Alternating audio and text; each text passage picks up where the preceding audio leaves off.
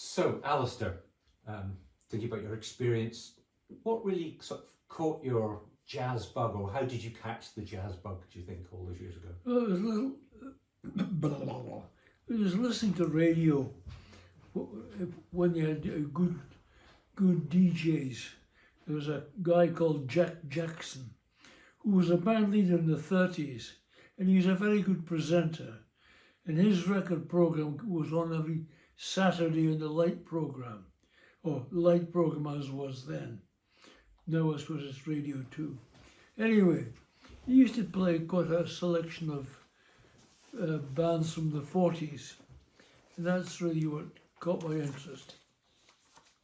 Okay, that's good. And Then I discovered AFN, American Forces Network, which in Aberdeen you get a good signal coming from Frankfurt on medium wave.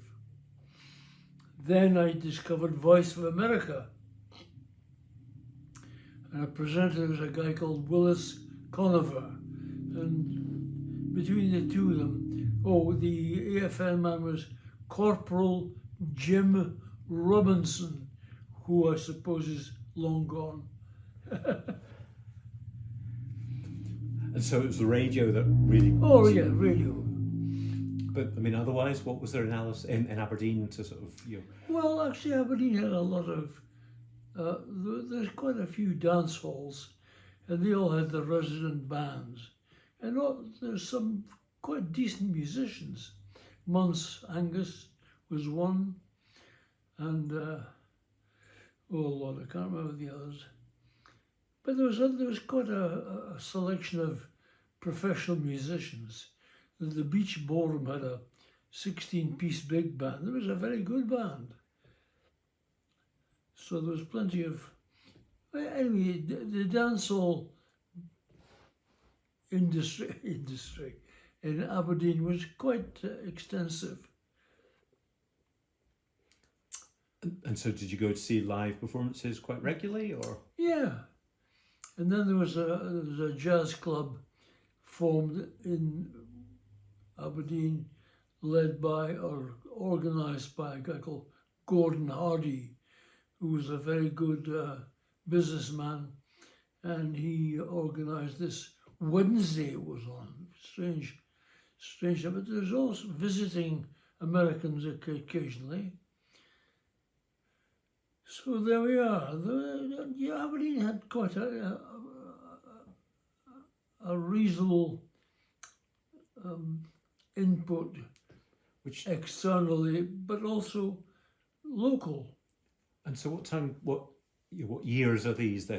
This is sort of 40, 49, 50, 51, 55 maybe. Yeah. Late 40s, early 50s. And what from that made you then basically elevate towards Hep Records or that future? By this time I was in correspondence with various other collectors, both in this country and the US. And it just dawned on me that with the copyright dates running out, it was possible to remaster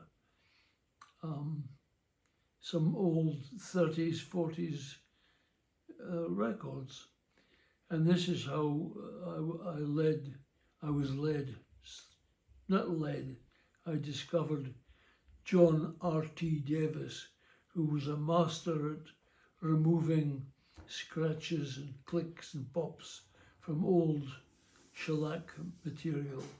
And that's really how it started. And also in Voice of America, I was introduced to the music of a band leader who was very influential for a short space of time, a guy called Boyd Rayburn. And he pioneered unusual arrangements which were very interesting.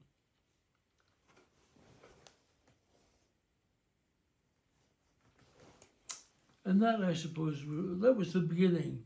The first LP I put together was by this band, Boyd Rayburn. And then thereafter, Well, then gradually I met up with living musicians, particularly Eddie Thompson, fabulous piano player who knew every tune ever was, and then Jimmy Ducher met. It was just a gradual process of meeting various people. Then in '76, I actually went across to America and meeting with Art Zimmerman, who subsequently introduced me to a group of other like-minded collectors and producers, notably Jerry Valburn, who was a great Ellington enthusiast, and also met Frank Driggs, who's a sort of historian of all the jazz in the 30s and 40s, and who subsequently did a lot of liner notes when I got going seriously. So, yeah, America was, they were all very, well, of course they regarded me as a bit of an oddity, a Scotsman coming to America looking for old jazz. But anyway, it was an object lesson just how friendly they were, and I was fairly quickly accepted as one of them. Well, I think so. And there we are, that was the American. And of course I subsequently went across every summer holidays. But I was still teaching it, where the hell was I? Portobello. And trying to think of who else. but up to that point, you've been collecting anyway. So Yes, so I mean, so it's like turning a collection into a job almost. Turning well, into that was basically it. And I met or got in contact with a few UK collectors who had collected the amazing series V-discs, which had been produced for the armed forces during the war, and they were usually vinyl, so they were quite good quality. Also, there was a few collectors I came across who had collections of 16-inch transcriptions from radio broadcasts of the times. So Dorsey, Benny Goodman, Woody Herman, Artie Shaw, and that's really how it all got started. And then gradually I met with living musicians in this country, as I think I mentioned, Eddie Thompson, and then Roy Williams, Jimmy Ducher, Jim Galloway, and so on and so forth. So that's starting. So the actual label HEP started what year again? Yes. HEP Records launched in what year was it? 74. 74 was the 97. first, but it was about another 5 or so years before it really got going. And I met with the legendary Slim Gaillard, who was, he was quite keen on anybody who took an interest in him.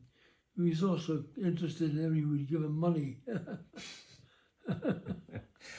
Yes, there's quite a few, particularly in the jazz scene, I suppose, making money is important. But so that you started in the 70s, moved into the 80s. Is that really when it launched? And Yes. I know you have yes. four labels within, or four collections. Well, no, three. There was 3 collections. There was the sort of pre-war era, and the 40s post-war, 40 to 50, and then people like Eddie Thompson and so forth.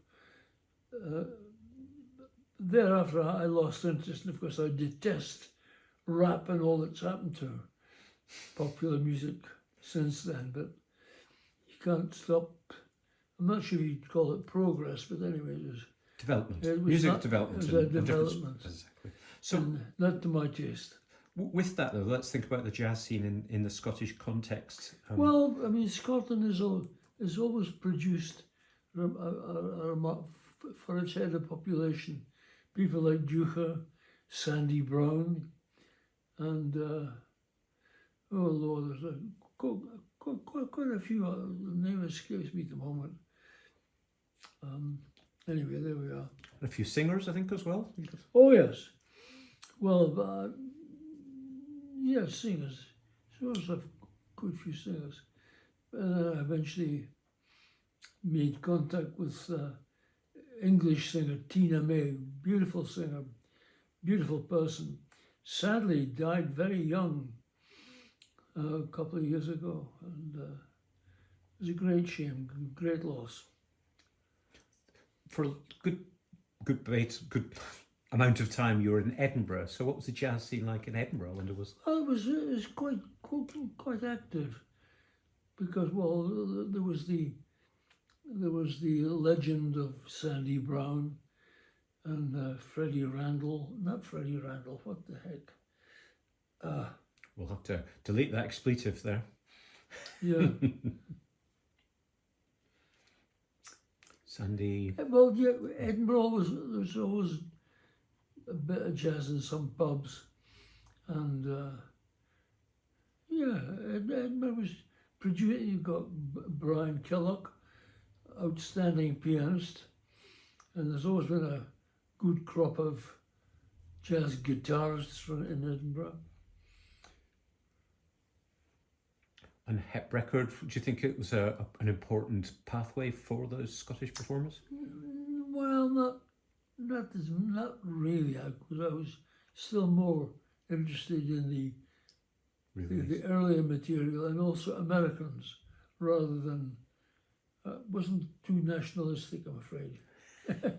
Although you presumably introduced lots of American performers and performances. Became friendly with guys like Nat Pierce, outstanding piano arranger, band leader, and another American, Don Lanfear and Buddy DeFranco. I met quite a lot of important characters, but that's all gone. It carries on in different ways, though, I suppose. Jazz never stops.